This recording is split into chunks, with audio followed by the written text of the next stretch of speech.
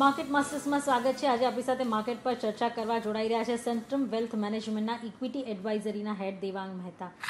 Devang sir, good morning. કઈ રીતે મૂલવો છો અત્યારના બજારને, કારણ કે એક નેગેટિવિટીમાંથી બહાર નીકળીને હવે ફરી પાછી આગળ તેજીની શરૂઆત દેખાડી રહ્યું છે। શું નવી તેજી માટે તૈયાર છે કે આ એક નાની તેજી હોઈ શકે? Good morning Nisha, thanks for having me on the show.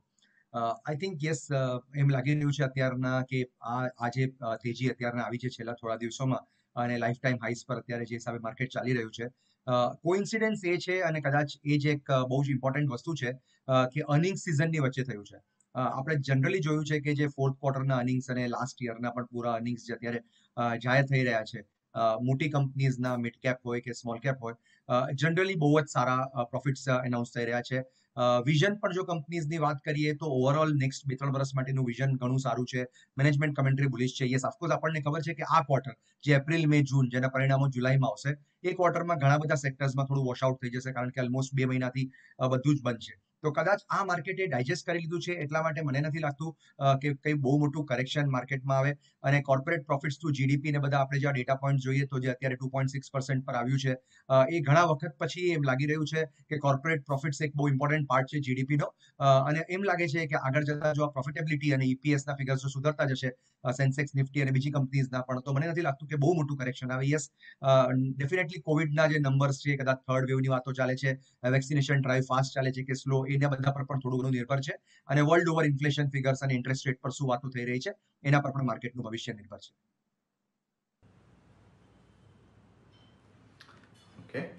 સાથે જ સર એક બીજું પાસું અહીંયા ખાસ સમજવા માંગીશું કે આ વખતની આ રેલી જે આપણને જોવા મળી રહી છે, એમાં આપણને એક મોટું ફેક્ટર એ દેખાયું છે કે આપણે ગ્લોબલ માર્કેટને ખાસું એવું અંડર પરફોર્મ કર્યું હતું ડ્યુ ટુ આપણે અહીંયા ત્યાં કોવિડ કેસીસ જે વધી રહ્યા હતા। હવે આપણા કોવિડ કેસીસ કંટ્રોલમાં આવી રહ્યા છે અને ગ્લોબલ માર્કેટની સરખામણીમાં આપણે હજુ પાછળ રહી ચૂક્યા છે।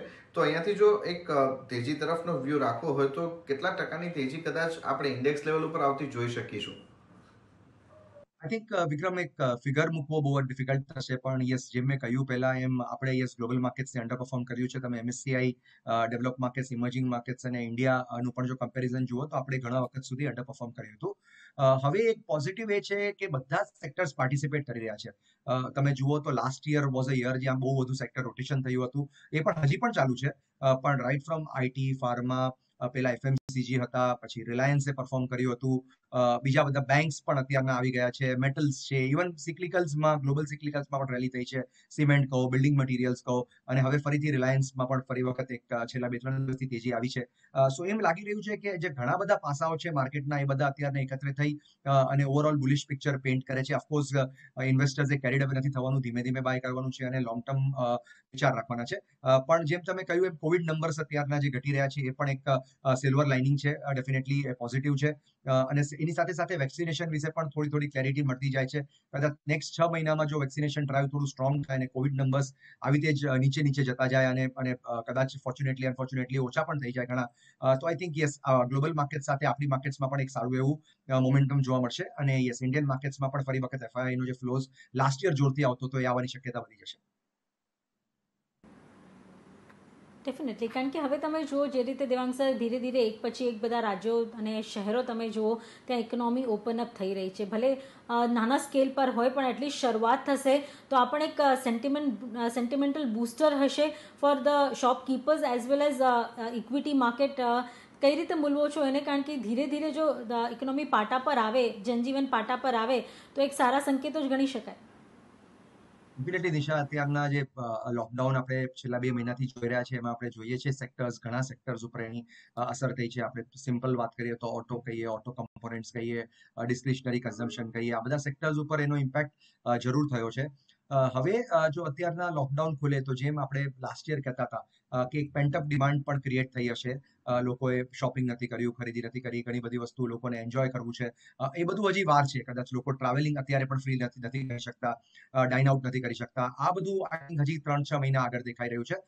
પણ માર્કેટ એક ડિસ્કાઉન્ટિંગ મેકેનિઝમ છે, તો અત્યારથી જ માર્કેટ 2 પ્લેઝ ઉપર ધ્યાન આપી રહી છે। એક છે ઇકોનોમિક રિકવરી, જેમાં તમે બેંક્સ પર વાત કરી શકો, કોર્પોરેટ લેન્ડર્સ પર વાત કરી શકો, કેપિટલ ગુડ્સ છે, ઘણી બધી એવી ઇકોનોમિક પાસાઓ છે જે અત્યારના થોડા નબળા છે। અને આગળ જતા એમ લાગે છે કે એક બેલેન્સ પોર્ટફોલિયોની જે આપણે વાત કરીએ, જ્યાં બધું જ કન્ઝમ્પશન રિલેટેડ હોય, ફાર્મા, હેલ્થ કેર, આ બધા સેક્ટર્સ ઉપર ધ્યાન અપાશે. અને યસ, લોકડાઉન, તમારો જે સવાલ હતો, લોકડાઉન જો અત્યારના ફરી વખત આ વર્ડ જો યુઝ કરવામાં ના આવે અને ધીમે ધીમે નેક્સ્ટ 1-2 મહિનામાં નોર્મલ લાઈફ ચાલુ થઈ જાય આખા ઇન્ડિયામાં, જેની પોસિબિલિટી કદાચ વધી રહી છે. સો એ નોર્મલ પોસિબિલિટી જો થઈ જાય, તો યસ, માર્કેટમાં ફરી વખત એક સારી એવી તેજી આવી શકે છે. અને એન્ટિસિપેશનમાં ઓલરેડી એમ કહીશ કે થોડી તેજી આવી ગઈ છે. બટ યસ, માર્કેટને ક્લેરિટી મળશે કે અહીંયાથી હવે અર્નિંગ્સ ગ્રોથ અને જીડીપી ગ્રોથમાં કદાચ બહુ કાપણી મૂકવામાં આવે, જો આવતા ક્વાર્ટરથી પણ બધું બરાબર થઈ જાય.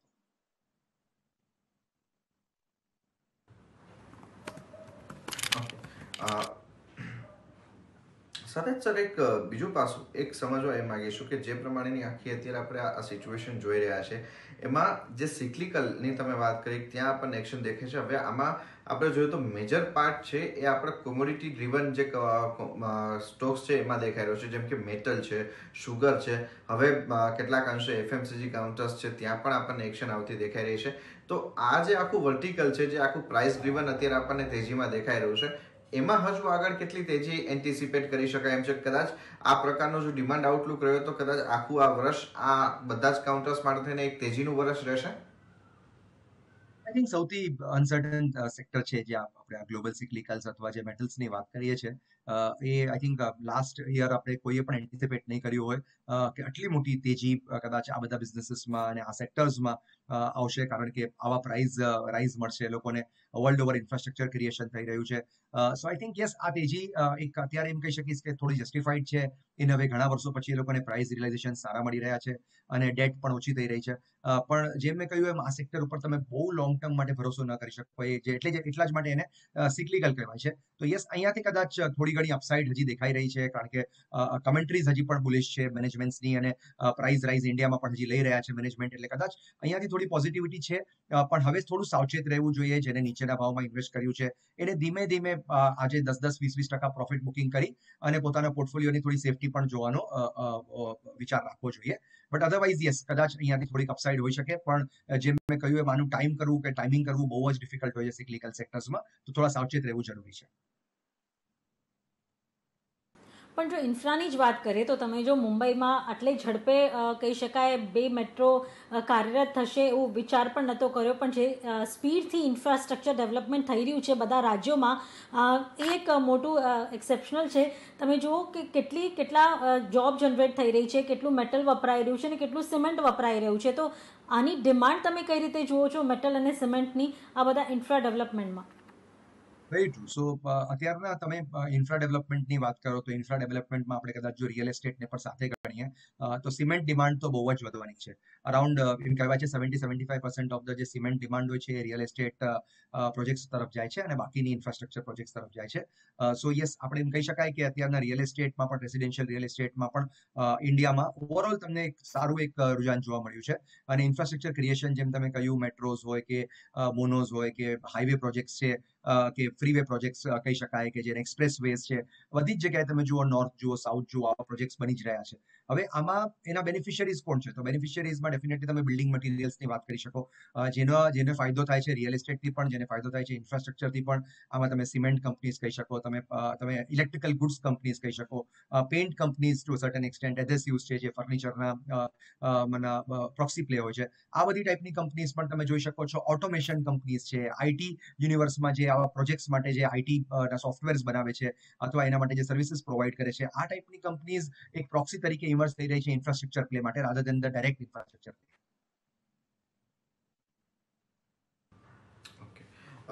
તો એની સાથે સાથે સર એક પાસું એ સમજવા માંગીશું, જો આ આખું વર્ટિકલ આપણને મજબૂત થતું દેખાશે તો એની સાથે સાથે કન્ઝમ્પશન ડ્રીવન ગ્રોથ પણ આપણને આવતો દેખાશે. સ્પેસિફિકલી એફએમસીજી કે પછી વ્હાઇટ કન્ઝ્યુમર ગુડ્સ સાથે જોડાયેલી કંપનીઝ છે, એના પર આપ પોઝિટિવ વ્યૂ ધરાવી રહ્યા છો સર? આ એક એવું સેક્ટર છે જે અત્યારના થોડા ટાઈમથી અંડર પરફોર્મ કરી રહ્યું છે, કારણ કે ઓવરઓલ આપણે જોઈએ તો એક હાઈ બીટા સેક્ટર્સ માર્કેટમાં આવ્યા છે. સિક્લિકલ્સ છે, બેંક્સ છે, આ બધામાં એક તેજી છેલ્લા આપણે 2-3 મહિનાથી જોવા મળે છે. એટલા માટે કદાચ આપણે ઓવરઓલ કહીએ તો ફાર્મા, હેલ્થકેર, એફએમસીજી, જે ટ્રેડિશનલી ડિફેન્સિવ્સ કહેવાય છે, અથવા આઈટી, એમાં સ્લાઇટલી આપણે છેલ્લા થોડા મહિનામાં સેક્ટર રોટેશન થવાથી અંડર પરફોર્મન્સ જોવા મળ્યું છે. બટ યસ ઇન્ડિયા તમને જો ઇન્ડિયા સ્ટોરી અને ગ્રોથ સ્ટોરી વિશે જો આપણે નેક્સ્ટ 3, 4, 5 વર્ષ માટે બુલિશ હોઈએ તો તમે એફએમસીજી ને ઇગ્નોર ના કરી શકો. ટેમ્પરરીલી યસ અત્યારના ઇનપુટ કોસ્ટ પ્રેશર છે, રો મટીરિયલના ભાવ વધ્યા છે, થોડું ફૂડ ઇન્ફ્લેશન પાછું આવી રહ્યું હતું, તો ટેમ્પરરી એક સેટબેક આવી છે. પણ અને બીજું પાસું એ પણ છે કે આ વખતે જે કોવિડનો જે વેવ છે એ રૂરલ એરિયાઝમાં પણ પહોંચ્યો છે. સો ત્યાંનું પણ કન્ઝમ્પશન થોડા ઘણા હદે ઇમ્પેક્ટ થયું છે. આઈ થિંક નેક્સ્ટ 6-12 મહિના જો આપણે સ્ટેડીલી આના નંબર્સ જોઈએ, ફોલો કરીએ, મેનેજમેન્ટ કમેન્ટ્રી પણ હજી વધુ ખરાબ નથી, ઇન્ફ્લેશન કદાચ જો ડાય ડાઉન થઈ જાય, મોન્સૂન સારું આવે તો યસ એફએમસીજી ડિસ્ક્રિશનરી કન્ઝમ્પશન વિશે પણ આઈ થિંક એક સારો પોઝિટિવ વ્યૂ આપણે જોવા મળશે. તો એફએમસીજી હેલ્થકેર જે traditionally defensive part of the portfolio છે એ ડેફિનેટ તમારા પોર્ટફોલિયોની અંદર હોવું જ જોઈએ. ધીમે ધીમે તમે આમાં બાઇંગ કરી શકો છો.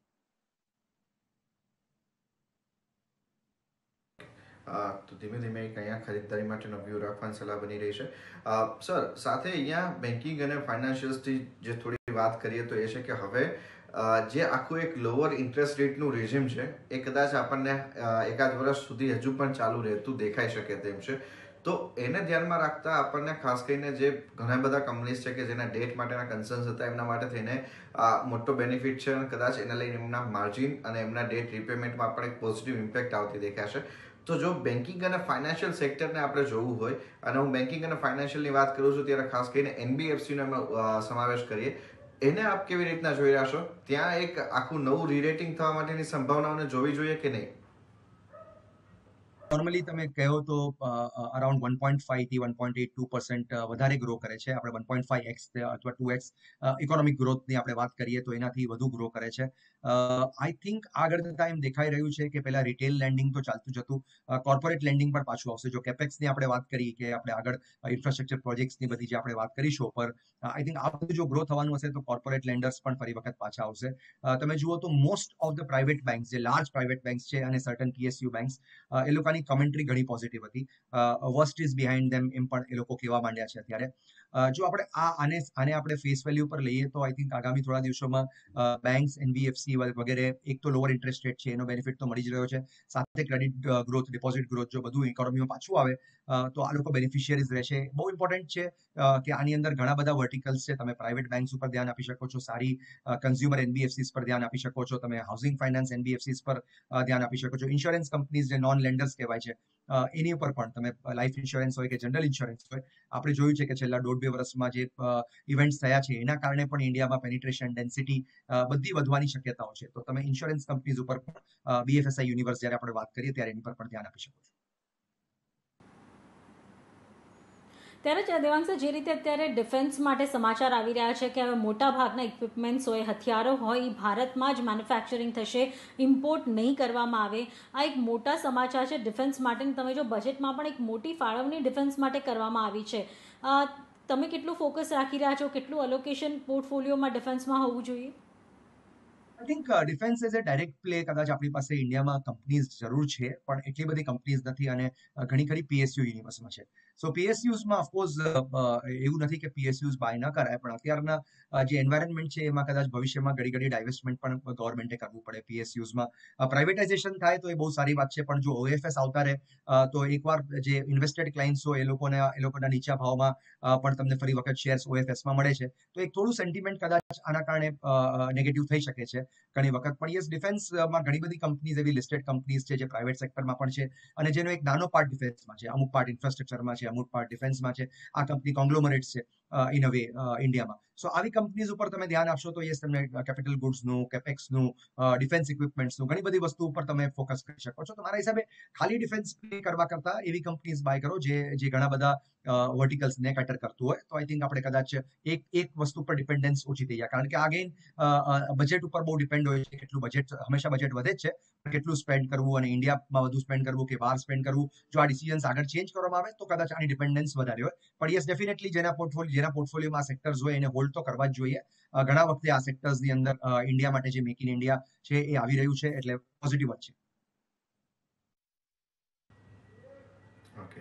સર તો એની સાથે સાથે આખું જે આ વર્ટિકલ છે સરકારી કંપનીઝનું, કારણ કે પ્રાઇવેટાઇઝેશન, ડાયવર્સમેન્ટ આ અત્યારે એવા ફ્લેવર બની રહ્યા છે જે કદાચ આખા વર્ષ દરમિયાન આપણને અહીંયા રડાર ઉપર રહેતા દેખાશે. એને આપ કેવી રીતના રીડ કરી રહ્યા છો, જો કોઈ ઇન્વેસ્ટમેન્ટના પર્સપેક્ટિવથી કે પછી આ જ પ્રકારના બેનિફિટ માટે? કારણ કે રિસેન્ટલી આપણે જોયું તો બીપીસીએલ જેવી કંપની તરફથી આપણને 58 રૂપિયાનું ડિવિડન્ડ પણ આપવામાં આવ્યું છે. તો આવા પ્રકારના એક્શન્સ કદાચ હજુ આગળ જતા આવી બધી સરકારી કંપનીઝમાં આવતા દેખાઈ શકે તેમ છે? આઈ થિંક ડિવિડન્ડ માટે સરકારી કંપનીઓ હંમેશા તમને રિવોર્ડ કરે જ છે. તમે કોઈ પણ કંપની લઈ લો, આજે બીપીસીએલ લઈ લો કે કોલ ઇન્ડિયા લો, એનું કારણ છે આપણે ખબર છે કે ગવર્મેન્ટ બહુ મોટા ઇન્વેસ્ટર છે. એટલે ડેફિનેટલી ગવર્મેન્ટને અને ઇન્વેસ્ટર્સને બધાને જ્યારે ડિવિડન્ડ મળે તો એક બહુ જ મોટું બોનાન્ઝા થાય છે. હવે આમાં હું એમ નહીં કહું કે આ કંપનીઝમાં ઇન્વેસ્ટ કરવું જ જોઈએ. એનું કારણ એ છે કે ઘણી બધી કંપનીઝે લાસ્ટ 5 વર્ષમાં આપણે જોઈએ તો ડિવિડન્ડ સારા જ આપ્યા હતા. યીલ્ડ હતું 4%, 5%, 7%, 8% સુધી યીલ્ડ ઘણી પીએસયુ કંપનીઝનું આવતું હતું. પણ તમને કેપિટલ ગ્રોથ નથી જોવા મળ્યો. સો એ આઈ થિંક એક મોનિટરેબલ છે કે નેક્સ્ટ 6 મહિના કઈ રીતે ફેઝ આઉટ થાય છે, ડાયવેસ્ટમેન્ટ પોલિસી બધી ટ્રેક પર છે કે નહીં. એમ લાગે છે કે કદાચ બહુ જ સિરિયસ છે ગવર્મેન્ટ આ વર્ષે ઘણું બધું ડાયવેસ્ટમેન્ટ કરવા માટે, રાઈટ ફ્રોમ એર ઇન્ડિયાથી બીપીસીએલ થી લઈ અને અમુક પીએસયુ બેંકના પ્રાઇવેટાઇઝેશનની વાત છે, અમુક ઇન્સ્યોરન્સ કંપનીઝની પણ પ્રાઇવેટાઇઝેશનની વાતો ચાલે છે. આઈ થિંક એક કે બે જો એક્ઝામ્પલ સામે આવી જાય જલ્દી તો આના પરથી આ સેક્ટરનું રીરેટિંગ હું કરીશ. અત્યારના કદાચ મને લાગે છે થોડુંક સ્પેક્યુલેટિવ વધારે છે. કઈ કંપની કરવામાં આવશે, કઈ પહેલા થશે અને કોને વાર લાગશે, એ બધું સેન્ટિમેન્ટ ડિપેન્ડન્ટ છે. એટલે મારા હિસાબે થોડો વખત રાહ જોવી જોઈએ. અને પીએસયુમાં જો ઇન્વેસ્ટ કરવું હોય તો પીએસયુના ઘણા બધા ઇટીએફ્સ છે. એડવાઇસ નહીં આપું, પણ ઇટીએફ્સ એક વધુ સારું એક બાસ્કેટ તરીકે તમને ચાન્સ આપે છે. પીએસયુ ઇટીએફ્સ ને બધા એક કંપની જો ઇન્વેસ્ટ કરશો અને કંપનીનું ડાયવેસ્ટમેન્ટ ન થયું કે કદાચ ડિલે થઈ ગયું પ્રાઇવેટાઇઝેશન, તો આઈ થિંક એક લાંબા ગાળાનું વધુ મોટું ઇન્વેસ્ટમેન્ટ બની જશે. એના કરતા આનું એક બાસ્કેટ જો અપ્રોચ લે તો વધુ પ્રિફર કરાશે. હાલના લોકડાઉનમાં આપણને ખ્યાલ છે કે મેન્યુફેક્ચરિંગ યુનિટ્સ જે છે એ ઘણા લિમિટેડ માત્રામાં ચાલતા હતા. એમાંય ખાસ કરીને ઓટો એન્સિલરી, જેના માટે આપણે અત્યારે સમાચાર સાંભળી રહ્યા છે કે પીએલઆઈ સ્કીમ જલ્દી જ એમની મંજૂર થઈ શકે છે.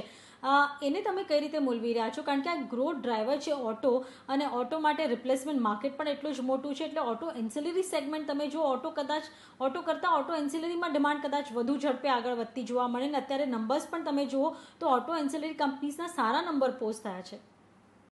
આઈ થિંક યસ, લાસ્ટ છેલ્લા બે ક્વાર્ટર તમે જુઓ તો ઓક્ટોબર, નવેમ્બર, ડિસેમ્બર, જાન્યુઆરી, ફેબ્રુઆરી, માર્ચ, એ મોસ્ટલી તમે જુઓ તો ઓટો કંપનીઝ અને ઓટો કોમ્પોનન્ટ કંપનીઝ માટે એક સારો ગ્રોથ લઈને આવ્યું હતું. એક તમે જેમ કહ્યું એમ રિપ્લેસમેન્ટ ડિમાન્ડ, અને એક ઇવન ઓઈએમ ડિમાન્ડ, જે ઓરિજિનલ ઇક્વિપમેન્ટ મેન્યુફેક્ચરિંગ ડિમાન્ડ છે, એ પણ પાછી આવી હતી.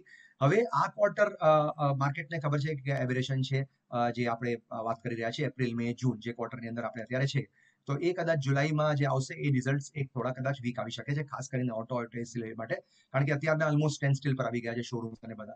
હવે આ ક્વાર્ટર જો તમે બાકાત કરો તો આગળ જતા ઇકોનોમિક રિકવરી જેને કરવી હોય એવા સેક્ટરમાં એક ઓટો અને ઓટો એન્સિલરી એક પ્રાઇમ સેક્ટર છે.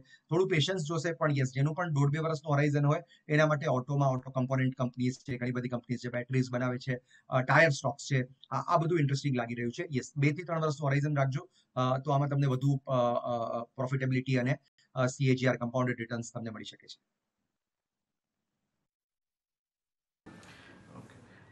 સર, એક બીજું પાસું ખાસ સમજવા માંગીશું કે અત્યારે હવે આપના રડાર ઉપર કયા એવા સેક્ટર્સ તમે લઈ રહ્યા છો આપના પોર્ટફોલિયોની અંદર કે જ્યાં એન્ટ્રી બની રહી છે અને જ્યાંથી એક્ઝિટ લેવા માટેનો પણ સમય આવતો દેખાઈ રહ્યો છે? આઈ થિંક અમે જ્યાં એન્ટ્રી લઈ રહ્યા છે, અમે અમારા પોર્ટફોલિયોમાં લગભગ છેલ્લા 1.5-2 વર્ષથી જે સ્ટાન્સ છે, એ ખાસ કરીને એક બેલેન્સ્ડ પોર્ટફોલિયો નોર્મલી હોય છે, જેની અંદર ઇન્ડિયાની જે સ્ટ્રેન્થ છે અત્યારના, ખાસ કરીને એક્સપોર્ટ્સ. આપણે આઈ થિંક એક્સપોર્ટ્સ વિશે વાત નથી કરી, પણ એક્સપોર્ટ્સ બહુ જ સ્ટ્રોંગ વધી રહ્યા છે. તમે આઈટી એક્સપોર્ટ્સ કહો કે તમે ફાર્મા એક્સપોર્ટ કહો, આ બધા સેક્ટર્સ અત્યારના બહુ સારું કરી રહ્યા છે. જો તમે રૂપી ડોલર ઇક્વેશન બહુ ફેવરમાં નથી, પણ આપણે જોઈએ તો લાગે છે કે આખા વર્લ્ડમાં જે ડિમાન્ડ આવી છે એના કારણે IT companies, pharma companies, healthcare, આ એક વર્ટિકલ તો તમારા પોર્ટફોલિયોમાં હોવું જ જોઈએ. સાથે સાથે ઇન્ડિયાની સ્ટ્રેન્થ એફએમસીજી કન્ઝમ્પશન જે કહેવાય છે, ડિસ્ક્રિશનરી, નોન ડિસ્ક્રિશનરી બંને, એક સાઇડ ઓફ ધ પોર્ટફોલિયો તમારો આનો તમે જેને તમે થોડું ડિફેન્સિવ કહો છો, પણ આના અર્નિંગ્સ આવતા જ રહેવાના છે. તો આ એક સાઇડ ઓફ ધ પોર્ટફોલિયો બનાવો. અને સેકન્ડ સાઇડમાં તમે બેંક્સ હોય, ઇન્સ્યોરન્સ કંપની હોય, પ્રાઇવેટ બેંક્સ હોઈ શકે, એનબીએફસીઝ હોઈ શકે, સાથે સાથે એગ્રોકેમિકલ છે, સ્પેશિયાલિટી કેમિકલ્સ છે, આ બધી કંપનીઝ હોય છે. બિલ્ડિંગ મટીરિયલ એક સેક્ટર તરીકે અમે સૌથી ઓવરવેટ પોઝિશન્સ અમારામાં છે. સો બિલ્ડિંગ મટીરિયલમાં તમે એડહેસિવ્સ, મેં તમને પહેલા કહ્યું એમ, પેઇન્ટ્સ છે, સિમેન્ટ છે, ઇલેક્ટ્રિકલ ગુડ્સ છે, આ બધી કંપનીઝનું જો તમે એક યુનિવર્સ બનાવો, આ 5 થી 6 સેક્ટર્સ જે મેં ડિસ્ક્રાઇબ કર્યા, આ સેક્ટર્સ જો તમારા પોર્ટફોલિયોની અંદર હોય તો આઈ થિંક એક બેલેન્સ પોર્ટફોલિયો બની શકે છે. અને નેક્સ્ટ 3 થી 5 વર્ષ માટે પણ આ થીમેટિક તરીકે સારું ચાલી શકે છે. વ્હાઇટ ગુડ પ્રોડક્ટ્સ પર કેટલો ફોકસ રાખવું જોઈએ દેવાંગ સર? શું પોર્ટફોલિયોમાં એનો સમાવેશ કરવો? આઈ થિંક વ્હાઇટ ગુડ્સમાં ઘણી કંપનીઝ એવી પણ છે જે વ્હાઇટ ગુડ્સમાં પણ છે અને ઇલેક્ટ્રિકલ ગુડ્સમાં પણ છે. અને યસ, વ્હાઇટ ગુડ્સ પણ અત્યારના ડિમાન્ડ ડેફિનેટલી પાછી આવવાની છે, કારણ કે જે હિસાબે વર્ક ફ્રોમ હોમ કલ્ચર આવ્યું છે અને આઈ થિંક ઘરમાં પણ તમને ઘણી બધી વસ્તુ એન્ટરટેનમેન્ટ માટે પણ લોકો અત્યારના અપગ્રેડ કરી રહ્યા છે. સો મને એમ લાગે છે કે આમાં ઘણી બધી કોમ્પિટિશન છે કંપનીઝની અંદર, પણ જે બે થી ત્રણ ટોપ માર્કેટ લીડર્સ છે એની પર ફોકસ કરવું જોઈએ. અને વ્હાઇટ ગુડ્સ કંપની પણ ડેફિનેટલી આ તમે આને પાર્ટ ઓફ ડિસ્ક્રિશનરી અને નોન ડિસ્ક્રિશનરી કન્ઝમ્પશન બંને વચ્ચે ગણી શકો છો, કારણ કે અમુક વસ્તુ જે હોય છે એ તમને ઇઝીલી એફોર્ડેબલ સેગમેન્ટમાં હોય છે અને બીજી થોડી લક્ઝરી સેગમેન્ટમાં હોય છે. લક્ઝરી સેગમેન્ટમાં કદાચ થોડી વાર લાગી શકે, બટ યસ, એફોર્ડેબલ સેગમેન્ટમાં અત્યારના ઘણી બધી વસ્તુ એવી છે જે લોકોને અત્યારે ડિમાન્ડ છે, કારણ કે ઘરમાં જ બેઠા છે. તો ટેલિવિઝન સેટ્સ કહો, તમે સસ્તા સ્માર્ટ ટીવી કહો, કે રેફ્રિજરેટર સેટ્સ કહો, કે લેપટોપ કહો, ઘણી બધી વસ્તુ એવી છે જેને ફાયદો થઈ શકે. તો રિટેલ પણ એક સારું પ્લે થઈ શકે છે આના માટે.